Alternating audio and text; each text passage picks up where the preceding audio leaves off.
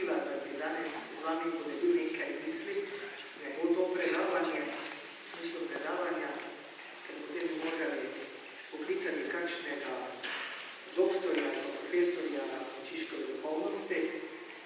To leto smo že veliko mogoče razmišljali, slišali, verjetno ne bo nič kaj novega, lahko pa kakšno stvar odpovimo, oziroma kako sem jaz vseh teh razmišljal, to bi želel danes z vami podeliti. Najprej bi želel reči, da ima frančiškova duhovnost dva pola. Eno je učlovečenje, ko Frančišek razmišlja o tej Božji ljubezni, ki se je sklonila k človeku, ta Božji sestop, in to je bilo nekako novost v tistem času, kajti pred njim so dosti bolj teologi razmišljali in duhovnost bila usmerjena v tem, kako se naj človek osupne k Bogu. Bilo je v ospredju bolj ta nemohodni vidik. Ascensis Deo, rečejo. Medtem, ko s Frančiškom pa pride v teologiji, bi lahko rekli, do nekega preloma, Frančišek pa začne bolj gledati na to, kako se Bog sklanja človeku. Se pravi, Ascensis Deo. Tej Božji ljubezni začne razmišljati. In lansko leto smo torej praznovali Grečo, 800 let Frančiškovega praznovanja, Božiča v Grečo. Jaz vedno rejši uporabljam besedo praznovanje Božiča kot pa jaslice, ker s takimi jaslicami, kot jih imamo danes, ali pa živimi jaslicami, to ni veze, ampak kasneje gotovost bi na podlagi tega nastalo to, da smo začeli postavljati tudi jaslice. To je en pol, se pravi to učlovečenje, Božje učlovečenje, drugi pol pa seveda je Frančišek razmišljal o Kristusovem trpljenju. In ko ste danes vstopili v to cerkev, bratje kapucini imajo tukaj čudovito sliko, kako je Frančiškova duša hrepenela Jezusu na križu, kako ga je hotel tudi objeti, kako ga Kristus prijema. In zato si za današnjo srečanje nismo mogli izbrati boljšega kraja, ker boste imeli to ves čas lahko pred očmi. Se pravi, pred 800 leti se je zgodila torej Laverna, natančneje naj bi bilo to 14. septembra na praznik povišanja Svetega križa, čeprav ta praznik obhajamo 17. septembra, se torej zgodil dogodek, ki po zgodovini upara, prvi torej, ki je prijel Kristusove rane. Rane je prijel kot dar iz nebes, ampak rane niso padle kar iz nebes. V zadju je gotovo ta Frančiškova drža, razmišljanje o križanem in ljubezen do križanega. Prvič je bil Frančišek zaznamovan z ranami že pri Svetem Damjanu, ko stopi v cerkev in tam dobi sporočilo Frančišek: pojdi in popravi mojo cerkev. Med molitvijo Gospod spregovori iz križa. Iz tega križa, ki je bizantinska ikona, ki ponazarja ostalega Jezusa, kajti Jezus ima oči odprte, ki te nagovarja. Ni morda taki naš zahodnjaški Jezus, ki ga imamo na križu, mrtvega, da nas pusti pri miru. Njemu je ta Gospod stari in obenem križani, kajti vidne so sledi ran, ga je torej nagovoril. In več takšnih dogodkov že pred tem doživlja. Srečanje z gobavcem,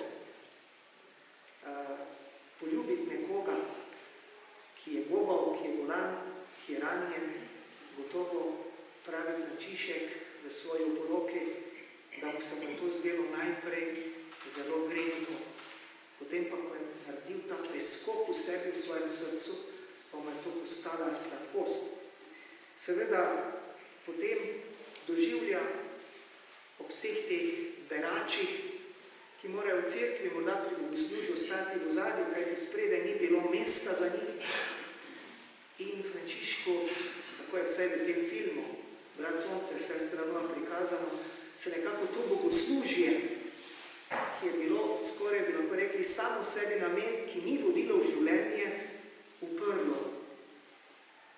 In na nek način je Frančišek zastavil sebe, bil pripravljen postati ranjen, da bi lahko sam celil in zdravil rane cerkve. Najprej Frančišek tega sporočila ni dobro razumel. Začel je, vemo, z Malto in z opeko, kasneje pa je videl, da je to premalo. Lahko je dati nekaj od svojega. Vsi damo velikokrat nekaj malega od svojega, da potešimo svojo vest. Ampak zastaviti samega sebe v celoti pa je mnogo težje. In Frančišek je torej storil to korak. In zato je bil pripravljen iti za Jezusom, kar ga je drago stalo. Ni bilo lahko biti sin bogataša in hoditi po ulicah in prositi hrano in beračiti. Ne samo, da je to bilo ponižanje za njegovega očeta, ki ga je tudi razjezilo, ampak to je na nek način pomenilo, da je Frančišek pripravljen tudi sprejeti to sramoto. Laranjaga v svoji knjigi, se spomnim, enem dogodku lepo opisuje, kakšno je moralo to izgledati, ko je v vrečko nabiral hrano iz hiše v hišo in se ta hrana vsa pomešala. In to je on užival s svojimi brati, potem in to izbral, ko bi lahko doma sedel ob kraljevski, bogato obloženi mizi. Vse zaradi Jezusa torej. In vse življenje, bi lahko rekli, svetega Frančiška bila zaznamovano s križanjem. Ko išče poslanstvo za svoje brate, odpira Sveto pismo 3-krat. In tam se mu vedno odprejo mesta, ki govorijo o križu.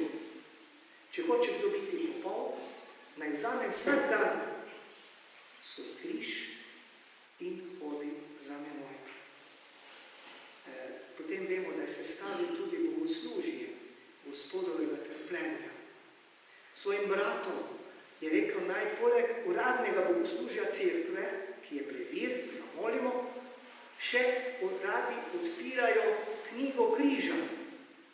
Še posebej tisti bratje, ki niso znali brati, ni pomembno, če znaš brati.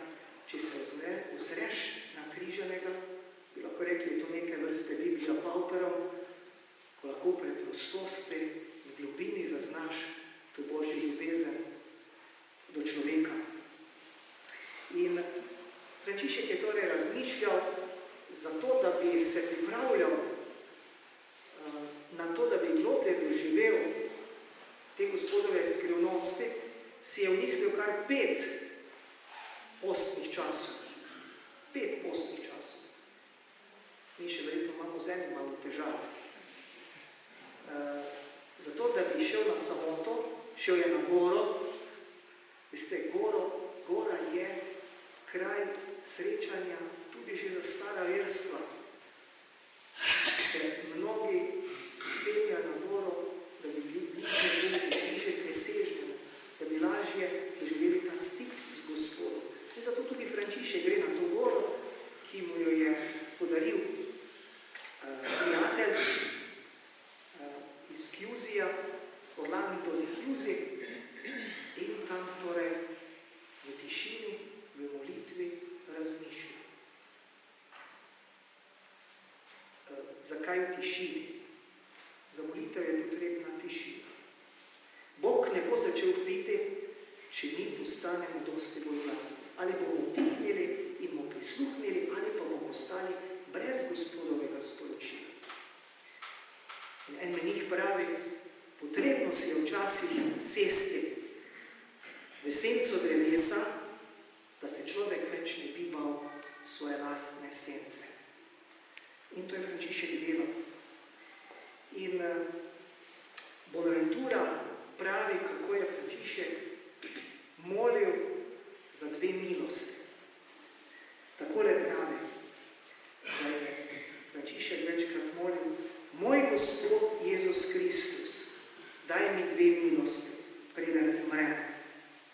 Najprej, da bi v svojem življenju čutil na duši in telesu, koliko je mogoče, bolečine, ki si jih ti prenašal med svojim grenkim trpljenjem, nato pa, da bi v svojem srcu čutil tisto ljubezen, ki je tebi dala moč, da si se podvrgel trpljenju za nas grešnike. Pogumna molitev.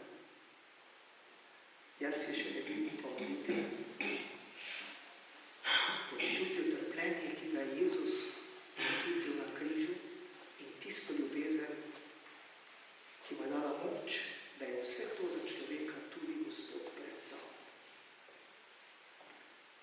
Frančišek se takoj zaveda, da je ljubezen povezana s trpljenjem. Neka misel, tako mimo grede, zdaj imamo te vremenske takšne čase, pravi, če hočeš videti Mavrico, moraš tudi računati z dežjem. Se pravi, Frančišek povezuje to. To ni tista romantična ljubezen iz hollywoodskih filmov, kjer je vse lepo, ampak prava ljubezen zahteva žrtev in darovanje. In zanimivo, Gospod usliši Frančiškovo molitev. Na gori na Vernu jo usliši do konca. Čeprav jo začne usliševati že prej. Gospod izkoristi zgodovinske okoliščine, ki so se dogajale, da bi Frančišek že doživljal to težavo. Več stvari se je takrat zgodilo. Prvič, Frančišek, to se dogaja po tistem, ko se je vrnil leta 1919, je šel v Sveto deželo, se kasneje vrača. Hitro se vrača. Zakaj? Slišal je, da bratje ne živijo več tako, kot bi bila njegova želja.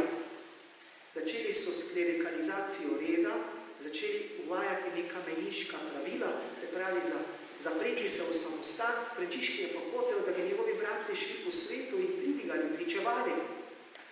In klerikalizacija pomeni, da so tisti bratje, ki so bili duhovniki, bili več vredni od ostalih bratov. In to ga je zelo bolelo. In zato med letoma 21 in 23, ko spet se stavlja Fronte Colombo vodilo, prihajajo k njemu provincialni ministri in želijo, da bi to pravilo omilil. Pa ni bil ravno za to. Zato mnogi, nekateri avtori govorijo o Frančiškovi veliki skušnjavi, ki se je zgodila v teh letih. Neki vir poroča, da je celo skliknil, kdo so tile, ki hočejo ugrabiti red iz mojih rok. Iz mojih rok. In to je bilo verjetno odločilno, da se človek, da se je Frančišek začel zavedati, da ta red pravzaprav ni njegov. Ni njegov. In še slep je, še zelo veliko težavo ima z vidom. In ko se tako vrača na Laverno, moli in predvsem hoče dobiti od Gospoda odgovor, ali je svoje življenje usmeril pravilno za Gospodom, ali je morda v svojem življenju celo zgrešil. Celo tako daleč ga ta skušnjava pripelje. Liliana Cavani ima v svojem filmu to čudovito predstavljeno, vsaj tako sem jaz doživel, ko Frančišek na Laverni hodi med drevesi in vzklika in moli in kriči: Gospod, odgovori mi, hoče dobiti odgovor, ali je bila njegova pot, njegovo sledenje Kristusu pravilno ali ne. In Gospod molči.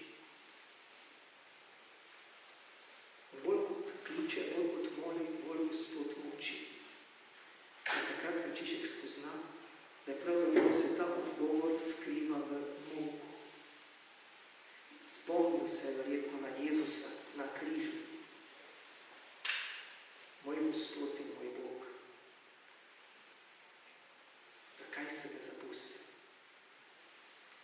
Tudi Frančišek je spoznal, da je Jezus moral iti v tej ljubezni do konca, da lahko pokazal skrajno mejo ljubezni.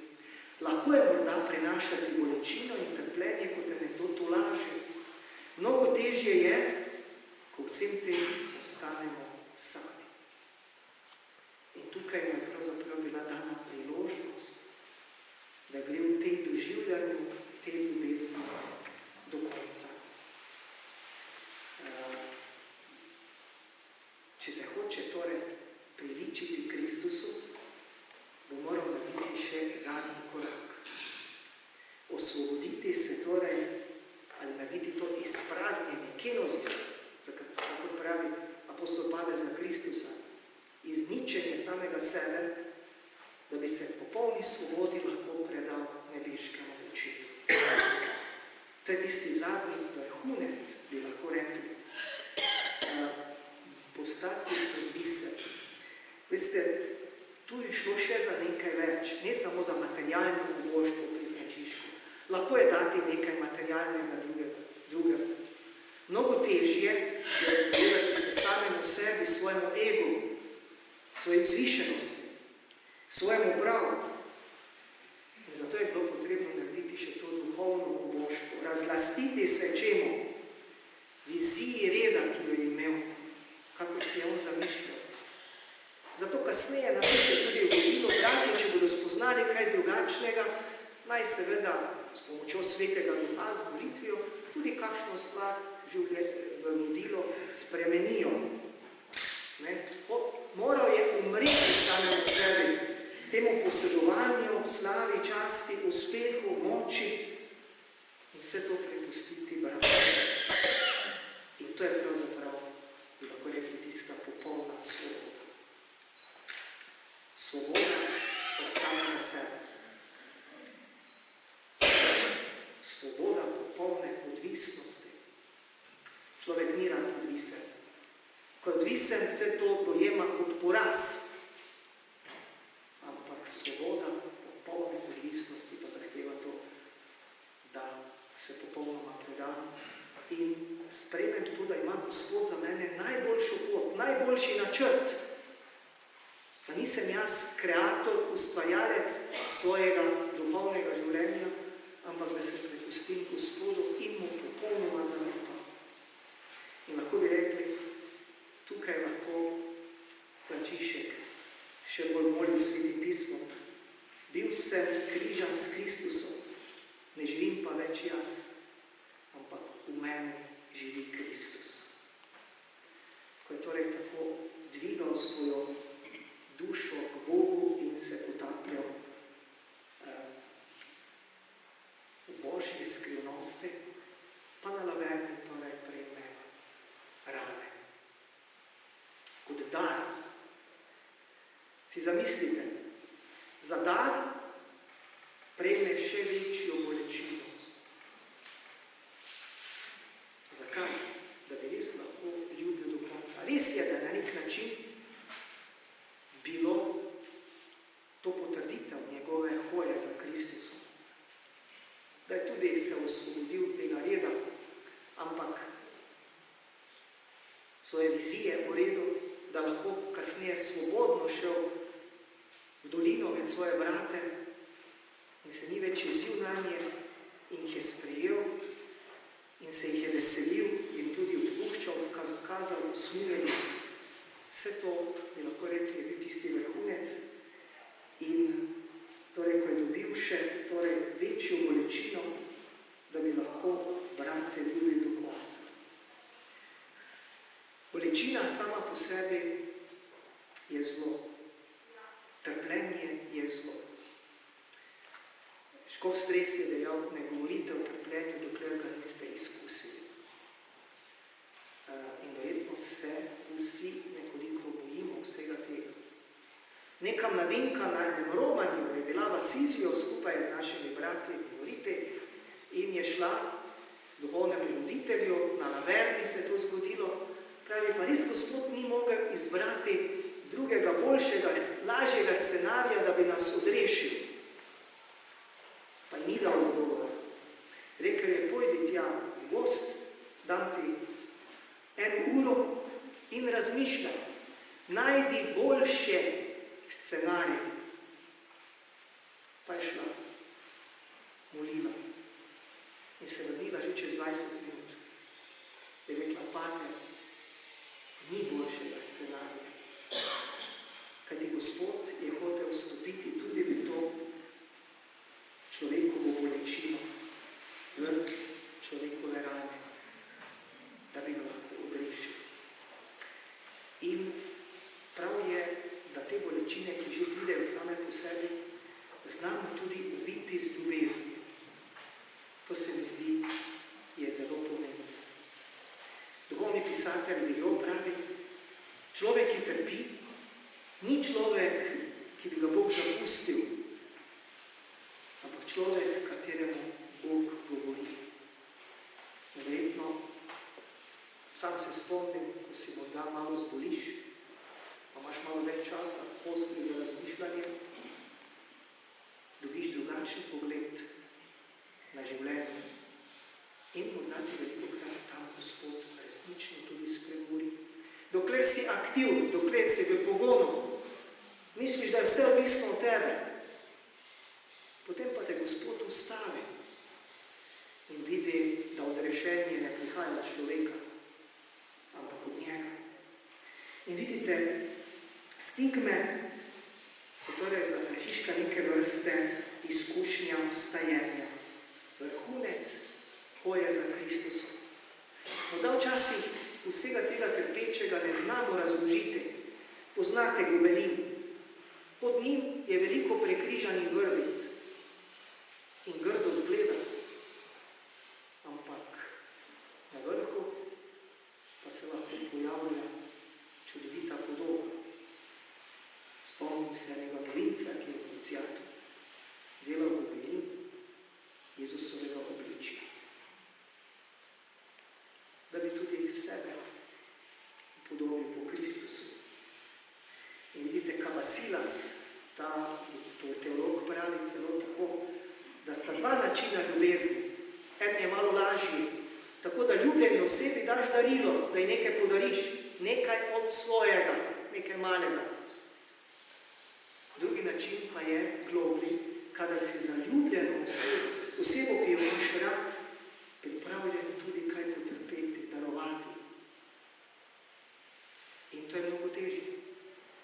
Kajti tukaj pa zahteva ljubezen, da daš samega sebe, ne nekaj od svojega, ampak samega sebe. In vidite, Frančišek, torej, bi lahko rekli, je sprejel vse to.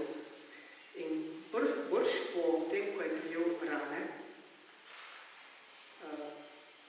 napiše tudi hvalnico Bogu najvišjem. Velikokrat ste jo že molili, to sem prepričan, napiše jo pa brat Leon. Kajti kasneje, brat Leon je večkrat spremljal Frančiška, bil je tisti prvi pričevalec, očividec, ki je tisto kartolo, kamor je Frančišek napisal to hvalnico, napisal še na koncu, da je bil zraven, ko je Frančišek prijemal rane, se pravi, gre za pričo. Namreč, ko je Leon videl Frančiška, kako je blizu Bogu, njemu pa to ni uspelo, kajti to je dan. Je padel v depresijo.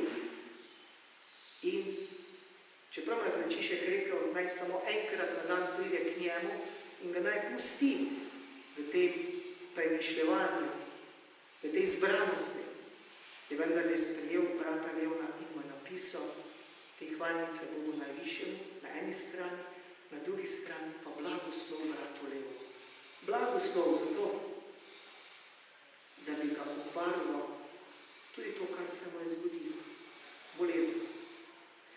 In ta hvalnica, ki je nastala po prejemu ran, je zelo zanimiva. Začne se vedno s ti.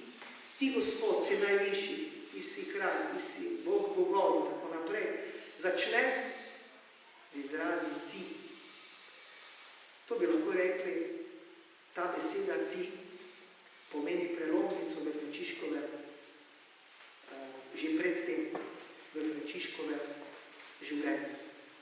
Od jaz bom največji, o meni bo govoril svet, mene bo opeval, je prišel besedi ti. In to je začetek svojega spreobrnenja. In tukaj v tej molitvi se to izredno izrazi. In zanimivo, najprej so ti izrazi zelo nekako zvišenega Boga.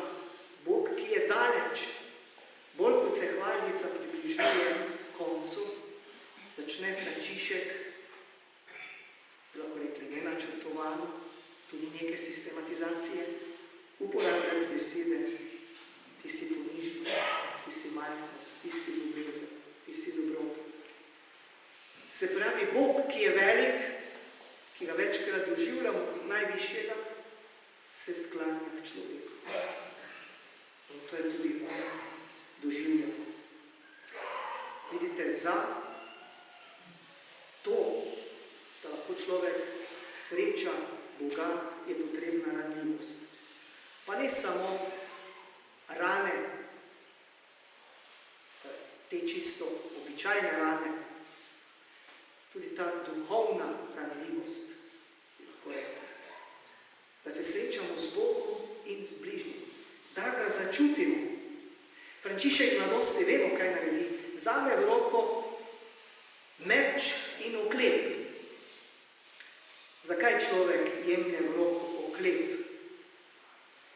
Ja, pravzaprav za vsakim oklepom skrivam svojo nemoč. Skrivam tudi svojo ranljivost, svojo podobo, ki je ranljiva, pa ne upam tega priznati. In to je današnji čas. Videli boste na televiziji, kjerkoli, da se poveličujejo samo ljudje, ki so močni, ki so veliki, ki so bogati, ki so uspešni. Imate knjige napisane o tem, kako postati uspešen. Ja, kaj pa, če je resničnost drugo, da ne gre za svet zmagovalcev, ki smo ga tako željni, za svet uspešnežev, slavnih, močnih, bogatih, v zlatu pod sojem reflektorskih luči. Veste, da se največje stvari ne dogajajo na odru. Na odru tam je igra. Največje stvari, da tudi sami imate to izkušnjo, tiste pristne ljubezni, se dogaja skrivno. Bistvo je, v čem ne vidim. In tukaj bi lahko rekli, mi prihaja misel, en primer, ki ga želim z vami podeliti, nekega poslovneža, uspešnega gospoda, ki je bil srečno poročen, je bil 4 otroke, ženo, vse življenje sta se imela rada, ljubila, sad so bili ti otroci, ampak v nekem trenutku žena zboli. Nepokretna leži in on jo začne previjati in jih začne streči. In njegove besede so zame osupljive, pravi, nikoli nisem svoje žene v življenju tako globoko srečen, kot v tem trenutku. Največje srečanje se torej zgodi v bolečini. Pa verjamem, da se ni srečal samo z ženo, ampak tudi z Bogom. Sočutje zahteva od nas, da smo naredili. Brez tega ni. In vidite, zato je prav, da človek postane na nek način stigmatiziranec. V pozitivnem smislu. Večkrat slišite, da je ta in ta stigmatiziran. To smo mojstri, to smo profesionalci, vsakega znamo hitro označiti, kakšen je. Ampak stigmatiziran biti s Kristusom.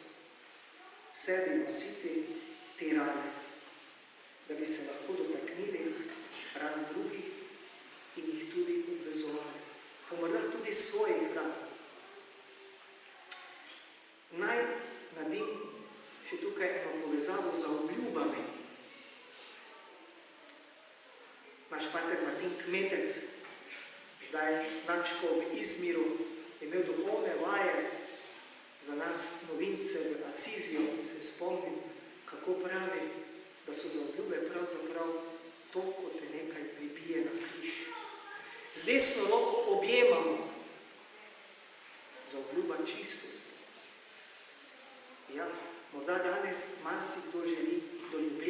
silo je potrebno jo pribiti na križ, pa morda odpreti tisto rano srca.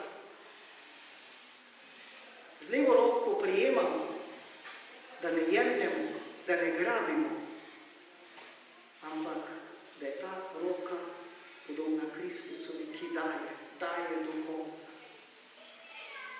Vidite, z rokami se velikokrat tudi lahko pretepamo. Potem pa so tukaj pribite noge, za obljuba pokorščine, ko izročim Gospodu tudi svoj korak, ko rečem, ne bom hodil po svojih poti, ampak ti, Gospod, si zame prijel, si ti same si zamislil najboljšo pot v življenju.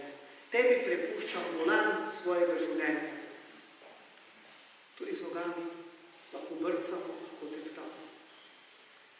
Kadar se torej damo s Kristusom pribiti na križ, kar pomeni bolečino, nas to lahko pripelje do prave ljubezni. Takrat lahko človek reče, s Kristusom sem križan, ne živim pa več jaz, ampak v meni živi Kristus.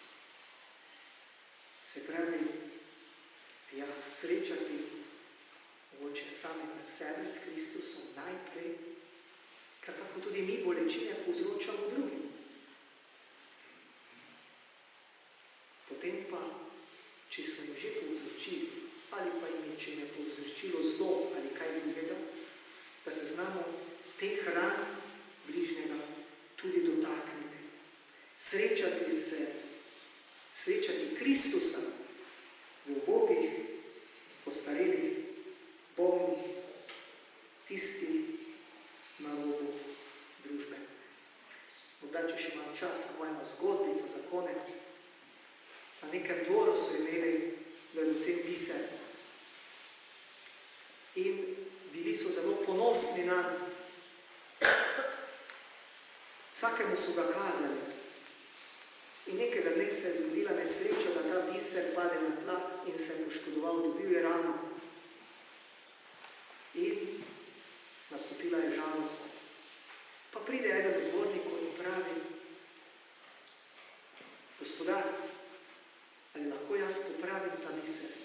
Pravi, to je nepopravljivo. Vrnitve nazaj več ni. Pa pravi, zaupajte mi. Dobil je v roko ta dragoceni kamen, biser, se skril, vzel v roke deto in tisti praski naredil še druge praske. In iz tistih prask je nastala vrtnica, umetnina. Tako lahko tudi na nek način iz našega življenja, če se prepustimo dletu Kristusa, iz naših prask, iz naših bolečin, če jih znamo obiti z ljubeznijo,